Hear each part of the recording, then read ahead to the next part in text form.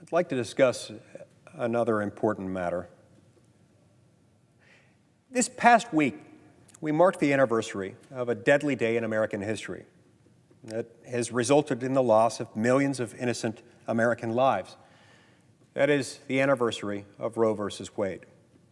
Since January 22nd, 1973, more than 60 million unborn children have been lost to the scourge of abortion.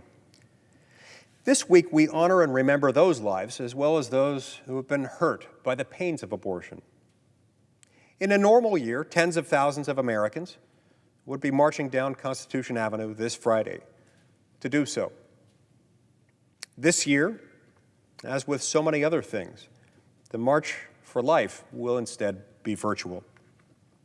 But nonetheless, Americans will continue to march, whether virtually or in person where they can. The theme of this year's march is Together Strong, Life Unites, a fitting theme following a year rife with division, violence, and loss. Now more than ever, we must unite as a nation, turning with hope towards the future. Hope that our nation will heal. Hope that justice will prevail. Hope that the grievous act of abortion will be forsaken. And given our country's history, in which we've stubbornly made mistakes, but thankfully come around in the end, there's much reason for hope.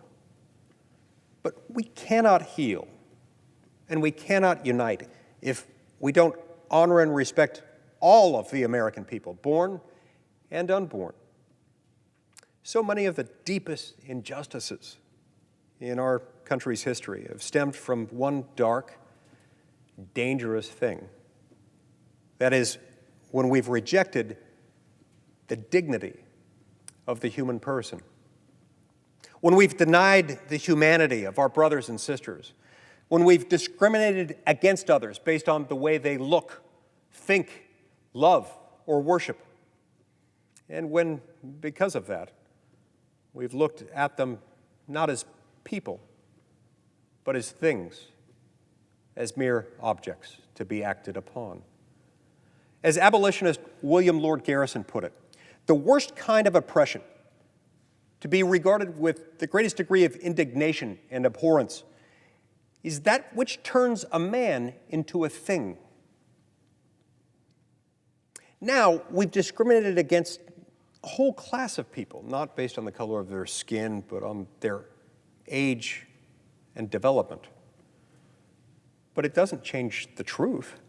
The truth is that a baby inside the womb can respond to human touch by the age of 8 weeks and feel pain by the age of 20 weeks, who can recognize her mother's voice even before she is born, who has a perfect little nose, fingernails, and a beating, fully functioning heart, her own distinct, unique DNA, and her own unique, unrepeatable soul. Science and medicine are only confirming what we know deep down, that unborn human beings are, in fact, little persons. The evidence is only getting plainer by the day. But when we deny the humanity of our brothers and sisters, as we've seen throughout our history and over the past year, the inevitable and tragic result is violence. Abortion does undeniable violence to the baby and undeniable violence to the mother. Thankfully, looking back at the past decade, we've made significant strides toward building a culture that respects and values and even protects all human life, even in its simplest, earliest stages of development. Many states have ensured that public schools are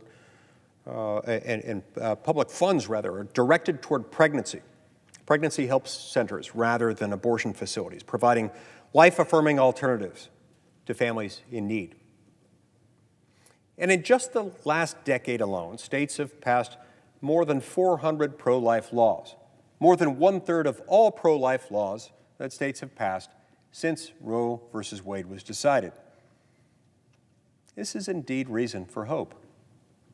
Mr. President, through our laws and with our lives, we ought to affirm the truth that the lives of both the mother and the baby matter, and that health care should heal, protect, and preserve both of those lives.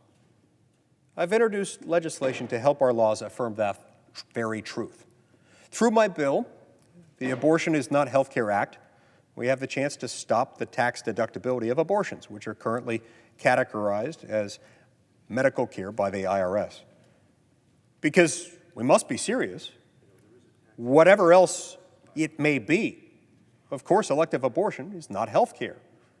That's why physicians literally take an oath to do no harm. The government should not offer tax benefits for a procedure that kills hundreds of thousands of unborn children each and every year. And we also have the chance to prematurely stop the use of American foreign aid, the opportunity permanently to stop the use of American foreign aid from funding or promoting abortions overseas, perpetuating violence against women and children abroad, especially baby girls. The Protecting Life in Foreign Assistance Act will save countless lives across the globe. And it affirms the truth that the lives of all unborn children, regardless of where they're from, have dignity and worth.